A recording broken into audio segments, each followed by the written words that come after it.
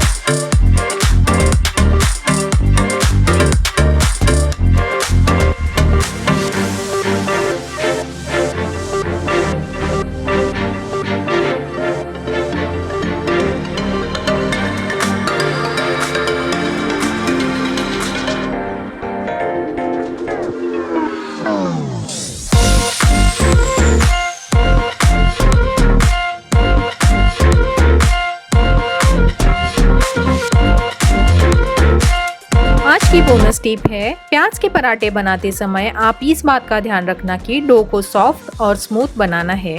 अगर डो सॉफ्ट नहीं बनेगा तो पराठे कड़क और खाने में डिफिकल्ट हो जाएंगे, और अगर डो स्टिकी लूज होगा तो पराठे सही से नहीं बेल सकते। दोस्तों, आपको ये वीडियो अच्छी लगी हो तो इसे लाइक कीजिएगा, मुझे कमेंट्स में जरूर बताइएगा। I hope is channel K content आपको पसंद आ रहे हैं, तो इसके नोटिफिकेशन मिलने के लिए इस चैनल को सब्सक्राइब जरूर करना। Thank you so much for watching this video.